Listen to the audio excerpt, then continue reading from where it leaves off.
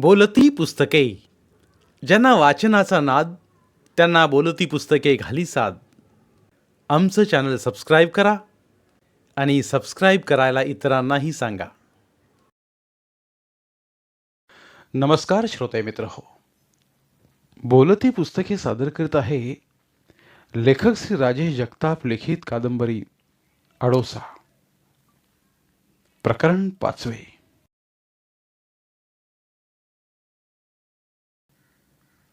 खोलीचं दार लावून पारू तशीच पाठमोरी उभी होती. डोक्यात शेकडो ज्वालामुखी एकाच वेळी फुटत असल्यासारखं वाटलं. सगळी धरती गरागरा फिरल्याचा भास झाला.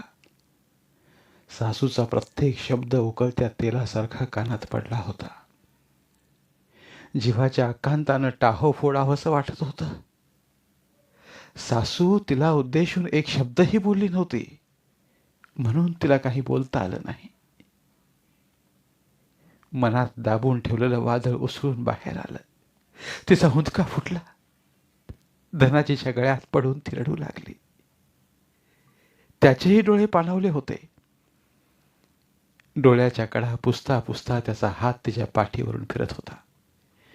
तिला धीर देऊन मी तुझ्या सोबत असल्याचं मूकपणे सांगत होता. निदान यावेळी तरी तो एवढंच करू शकत होता. तिची समजूत काढून कसं तरी तिला शांत केलं. कुशीत घेऊन कुरवाळलं. दिवसभराच्या कामानं शिनलेला त्याचा देह झोपेच्या अधीन झाला. पारू मात्र जागीच होती. झोप कशी ती येतच नव्हती. एका दिवसात तिला नशिबानं ऊन सावलीचा खेळ दाखवला होता. अंगावर गुलाब घेऊन सकाळी उठली होती. आपलं रसरशीत अनावृत्त तारुण्य देऊन धनाजीच्या पुढे खट्ट्याळ सीमित खिळवीत उभी राहिली होती ती. दोन्ही हात त्याच्या गळ्यात घालून दीर्घ चुंबन घेतलं होतं आणि दार उघडताच सासू दिसली होती. त्यानंतर ती नेतीच्या हातातलं खेळणं झाली होती. मिट्ट अंधारात खिडकीचा कवडसा तिला दिलासा देत होता. डोळ्यातून घळाघळा वाहणारे मूक अश्रू डोक्याखालची उशी भिजवीत होते. आढ्याकडे शून्यात बघता बघता डोळ्यांपुढे आठवणीचा पट उलगडू लागला. तिची चुलत बहीण होती, कमळी. भवानी लईच खतरूड, पण तिचं पारूच्या पुढं काही चालत नव्हतं. दोघी जवळपास एकाच वयाच्या. आळीतल्या 4-5 पोरी मिळून काही बाई खेळ खेळायच्या. घरातून पीठ मीठ आणून लुटूपुटूचा स्वयंपाक करायच्या. कधी डब्बा ऐसपैस, कधी काच कवड्या, कधी सागर गोट्या, कधी बैठी तर कधी उभी फुगडी. पण पारू रमायची त्या भातुकलीच्या खेळात. आई आबांसोबत ती शिवरात्रीच्या जत्रेला गेली होती. आईनं सकाळी फराळासाठी साबुदाण्याची खिचडी, शेंगदाण्याचे लाडू बनवले होते. आबांनी गावातल्या वाण्याकडून पावशेर खजूर आणली होती. खजूर पाहून तोंडाला पाणी सुटलं होतं. पण देवाला निवद दाखविल्याशिवाय फराळाला हात लावायचा नाही, असं आईनं बजावून सांगितलं होतं. ज्याला कोणाला धीर धरवत नसेल त्यानं उपास सोडून भाजी भाकरी खावा असंही सांगितलं होतं. आई काही कामानिमित्त शेजारी गेली होती. तिनं खजुराच्या 2-3 आठळ्या आणि एक शेंगदाण्याचा लाडू उचलला. तेवढ्यात आई आली. पारूनं दोन्ही हातांनी कंबरेचा परकर धरल्यासारखं केलं. आल्या आल्या आईनं आंघोळीसाठी पाणी काढलं. आता झाली का पंचायत? आईनं आंघोळीसाठी बोलावलं तेव्हा ती म्हणाली, आहे, आज मी स्वतःच आंघोळ करते. तू मन लावून देवाची पूजा कर. अगं बाय माझे, आज एवढं शहाणपण कसं आलं म्हणायचं? आई कौतुकानं म्हणाली होती. हसत हसत आई निघून गेल्यावर आपण न्हाणीचं दार लावलं. अदुगर खजूर आणि लाडू खाल्ला. खजुराच्या ब्या न्हाणीच्या भोकातून बाहेर सरकवल्या. लई मज्जा आली होती. मग उन्हून पाण्याचा एक एक तांब्या अंगावर घेत आंघोळ केली. नवे कापडं घालून आई शेजारी बसून डोळे मिटून देवाला हात जोडले. म्हणलं, देव बाप्पा, दर सोमवारी आई उपास करतीय. तिला फराळाला लाडू करायला सांग आणि आणि आबाला बी खजूर आणाया सांग. हे आठवताच नकळत तिच्या ओठावर हास्याची एक नाजूक लकीर उमटली. आईची पूजा आटपल्यावर समद्यांना फराळ मिळाला. आबानं गाडी झुपली. आई, तात्या, काकू, कमळी, तिचा बारका भाऊ असे आम्ही समदे जत्रेला गेलतो. म्या आणि कमळी जोडीनं बसलो होतो. आपली सकाळची लाडू आणि खजुराची गंमत तिला सांगावं असं लई लई वाटलं होतं. पर ती गप्प राहिली तर बरं, नाहीतर आईला चाहडी करायची. आणि तसं झालं तर बाप इडच जत्रा धावीन. मग कसं तरी मन आवरलं. दुपारच्याला गाडी जत्रेच्या गावात गेलती. आबानं एका झाडाखाली गाडी सोडली. बैलांना पाणी दावून आणलं, वैरण घातली. एक माणूस कोणीतरी गाडी राखाया थांबला होता. कोण होता त्यो? वाड्यातलाच होता कोणीतरी. नाव नाही आठवत आता. आम्ही समदे महादेवाच्या पाया पडून आलो. आईच्या पदराला धरून अख्खी जत्रा हिंडलो. लाडू, जिलेबी, पेढे, भेळभत्ता, टरबूज, खरबूज, उपासाच्या काकड्या असं काय काय दिसलं होतं. आईनं आबाला सांगून त्याच्यातलं जे पाहिजे ते घेतलं होतं. खेळण्याचं दुकान दिसल्यावर आबा थांबले. मला विचारलं, पारू, काय घ्यायचं का काही? मी काही बोलायच्या आधीच कमळी म्हणली, नाना, मला बावली. आणि तुला ग? आबानं फिरून मला विचारलं. मला ना, मला बावला पाहिजे. मी सांगितलं. बावला? आणि एवढ्या लवकर? आबा असं म्हटले आणि समदे हसायला लागले होते. त्या वक्ताला समदे का हसले ते समजलं नव्हतं.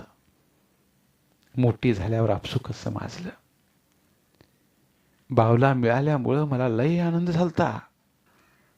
असंच पुढं गेल्यावर भज्याचा घमघमाट नाकात शिरला आणि मी तिरच बसकन मारली. काय झालं कोणाला बी समजेना. आबानं 2 बाऱ्या विचारल्यावर मी रडत रडत भजे पाहिजे म्हणलं होतं. तेव्हा आई म्हणली होती, अगं तो शिवरात्रीचा उपास धरलाय ना, तो असा सोडता येत नसतो. गाडी क गेल्यावर तुला टरबूज नाही ते पेढे देते. पर कसलं काय? भज्याचा वास म्हणत होता, मला काय बी नको, भजेच पाहिजे. शेवटाला आबानं मला हलवायला पालात नेलं. भजे घेऊन दिले. जोडीला कमळी बी आली. झालं. आमची शिवरात तिढच संपली. भजे खाल्ले. खिचडी, शेंगदाण्याचे लाडू, खजूर सगळं सगळं खाल्लं. पण तरी बी काहीतरी खाऊच वाटायचं. आणि मग उपवास मोडला म्हणून अख्ख्या वाटणं आईचं बोलणं खाल्लं होतं. शिवरात आणि जत्रा पुढले लय दिस अंगात भिनली होती. असंच एक दिस दुपारच्याला आपला पोरींचा भातुकलीचा खेळ रंगला होता. घरातून खायला जे मिळालं ते आणलं होतं. कमळीनं शिरा आणला होता. अंतरफाट धराया आपण आबाचं उपारणं आणलं होतं. कमळीची बाहुली आणि आपला बाहुला लग्नाला उभे होते. नेमकं त्याच वक्ताला कमळीला काय झालं काय माहीत. म्हणाली, ए थांबा थांबा, आज वर माय म्या होणार. अगं पण कमळे, बावला महावाला आहे ना, मग तो वरमाय कशी होणार? आपण आपला शहाणपणा दावला. ते काही का असना, वरमाय मॅच होणार. नाही तर म्या चालली नवरी आणि शिरा घेऊन. त्या बारीला आपल्याला पडतं घ्यायची वेळ आलती. प्रदेव औचित मत्तीला आला. आपण बी तिळा घालायचं ठरवलं. म्हणलं, कमे, तो वरमाय होणार असन तर म्या नवरी होणार. कमळीचं थोबाड झटक्यात उतारलं. पर करती काय, इलाजच नव्हता. शेवटाला तयार झाली आणि म्हणाली, चानन, पर करवली कोण होणार? म्या होणार. बबी म्हणाली. मेली ती बी तशीच होती, लई तोंडाळ. म्हणून तर मी कमळीच्या जोडीला असायची. दोघी बी सारख्याला वारक्या. अन मग म्या नवरीची पाठराखीण होणार, झुंबरी म्हणाली. अगं झुंबरे, पर त्वा नवरीची मावशी, चुलती, मामी का बहन आहेस? बबी भुकली. मिलीचं डोळं फुटलं होतं जणू. झुंबरी एवढी बारीक पोर आणि ही कुत्री तिला मामी मावशी म्हणाली. अशी रुसारुशी आणि फुगाफुगी झाल्यावर कसं तरी लगीन लागलं. कमळीचा शिरा आपण समध्याने मिळून परसादावानी खाल्ला होता. ताशी जेवणाची पंगत बी उठली होती. मग नवरीच्या पाठवणीची वेळ आली. आपण खऱ्या खुऱ्या नवरीवाने रडलो होतो. तेवढ्यात कमळीला परत झटका आलता. म्हणली, अगं अशीच नांदाया निघालीस काय? अशीच म्हणजे? आपण विचारलं होतं. अगो म्हणजे नवऱ्याचं नाव घेतलं पाहिजे. नाव? आपण कोणाच्या लग्नाला गेलतो आणि तिढं त्या नवरीनं काय नाव घेतलं होतं ते आठवू लागलो. अगं घे की लवकर, बबी कुरकुरली. आपल्याला तर काय बी आठवत नव्हतं. मग स्वतःच्या मनानंच जोडलं. गणपतीला नमस्कार करते दोन्ही हात जोडून, नांदायला आल्यावर नवरदेवाला नेन वडून. हे ऐकलं आणि कमळी पिसाळली होती. रागारागानं म्हणाली, अगं पारे, पोर माझं आहे, कसं वडून येते तेच पाहते. असं म्हणून कमळीनं बावला वडून घेतला होता. आपल्याला काळीच काढून घेतल्यासारखं वाटलं. हातापायाला कापरं सुटलं होतं. महानवरा म्हणून आपण हंबरडा फोडला होता. रडून रडून अख्खं घर दणा आणून सोडलं होतं. काय झालं म्हणून पाहायला समदे गोळा झाले. पण कमळे बी हटून बसली होती. नवरा देतच नव्हती. झिपऱ्या धरून तुडवावं असं वाटलं होतं.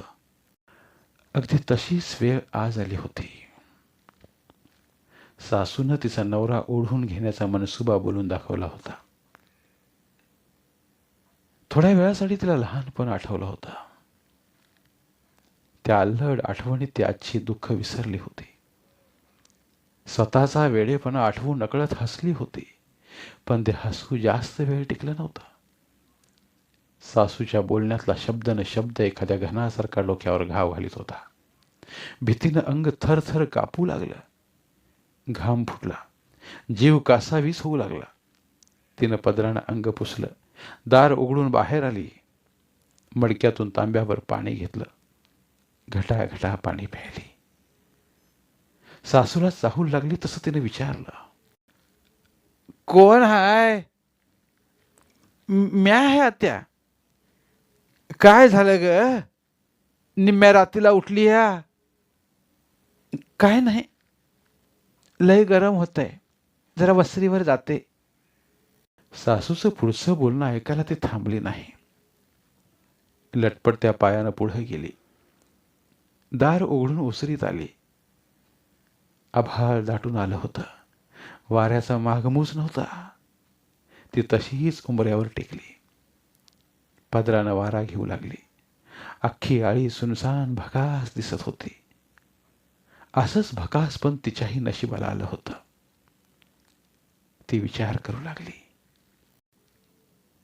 3 वर्ष झाले, पण लेकरू आज ना उद्या होईल म्हणून दिस काढले. पण सासून आज काळजालाच हात घातलाय. जे नाही नाही ते बोलली, आणि जे बोलली तसंच केलं तर मग आपण काय करायचं? पर महाधन्यावर विश्वास आहे. ते असं काय बी करायचं नाही. त्यांच्या मनात तसं काही असतं तर आईला बोलले असते, निदान तसा कौल तरी दिला असता. पण त्यांनी तसं काय बी केलं नाही. देवा पांडुरंगा, आता तुझाच आसरा आहे रे बाबा. असं म्हणून तिनं आभाळाकडे पाहून हात जोडले. असंच उठावं आणि वाट फुटेल तिकडे निघून जावं असाही विचार मनात येऊन गेला. या अंधाराचा एक भाग होऊन राहावं, कुणाच्याही नजरेस पडू नये. स्वतःच्या रितेपणापुढे ती पुरती हातबल झाली होती. सासूनं 6 महिन्याची मुदत देऊन अजून पुरत्या 6 घटकाही सरल्या नाहीत आणि आपली ही अवस्था झाली आहे. मग 6 महिने कसे जाणार? डोक्याचा पार भुगा झाला होता.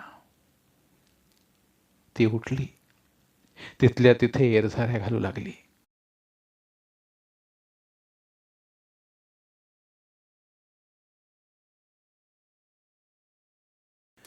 धन्यवाद.